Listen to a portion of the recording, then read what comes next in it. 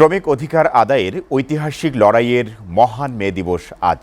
বিশ্বের অন্যান্য দেশের সঙ্গে বাংলাদেশেও রাষ্ট্রীয়ভাবে পালিত হচ্ছে এই দিবসটি। বিভিন্ন জেলায় বর্ণাঢ্য র্যালি ও আলোচনা সভার আয়োজন করে প্রশাসন ও বিভিন্ন রাজনৈতিক ও সামাজিক সংগঠন। প্রতিনিধিদের পাঠানো তথ্য ও ছবিতে দেখুন ডেস্ক প্রতিবেদন। সুস্থ শ্রমিক কর্মঠ হাত, আসবে এবার নবপ্রভাত। এই প্রতিপাদ্যে ময়মনসিংহে মহান মে দিবস ও জাতীয় পেশাগত স্বাস্থ্য ও সেফটি দিবস পালিত হয়েছে। রংপুরে যথাযোগ্য মর্যাদায় ও নানা আয়োজনে মহান মে দিবস পালিত হয়েছে।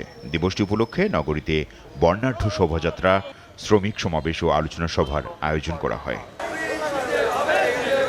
বরিশালে যথাযোগ্য মর্যাদায় মহান মে দিবস পালিত হচ্ছে। দিবসটি উপলক্ষে বিভিন্ন শ্রমিক সংগঠনের উদ্যোগে পৃথক পৃথক শ্রমিক সমাবেশ ও র্যালির ব্যবস্থা করা হয়। মহান মে দিবস উপলক্ষে পঞ্চগড়ে জেলা প্রশাসনের উদ্যোগে বর্ণাঢ্য র্যালি ও আলোচনা সভা অনুষ্ঠিত হয়েছে। সকালে র্যালিটি শহরের বিভিন্ন সড়ক প্রদক্ষিণ করে পঞ্চগড় সরকারি অডিটোরিয়াম চত্বরে শেষ হয়। সুস্থ শ্রমিক কর্মঠ হাত, আসবে এবার নবপ্রভাত। এই প্রতিপাদ্যকে সামনে রেখে মহান মে দিবস ও জাতীয় পেশাগত স্বাস্থ্য ও সেফটি দিবস 2026 উপলক্ষে রাজশাহীতে বর্ণাঢ্য র্যালি অনুষ্ঠিত হয়েছে। সকালে বিভাগীয় শ্রম দপ্তরের সামনে থেকে শুরু হয় র্যালি এবং এই র্যালিটি নগরীর বিভিন্ন সড়ক প্রদক্ষিণ করে। আন্তর্জাতিক শ্রমিক দিবস উপলক্ষে শ্রমিক সমাবেশ ও র্যালি করেছে বাংলাদেশ শ্রমিক কল্যাণ ফেডারেশন গাজীপুর মহানগর শাখা।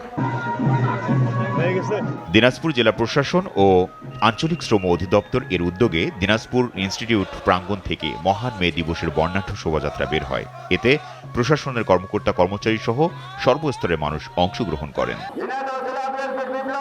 মহান মে দিবস উপলক্ষে ঝিনাইদহে শ্রমিক সমাবেশ হয়েছে। জেলা শ্রমিক দলের আয়োজনে সকালে শহরের পোস্ট অফিস মোড়ে এ সমাবেশ অনুষ্ঠিত হয়।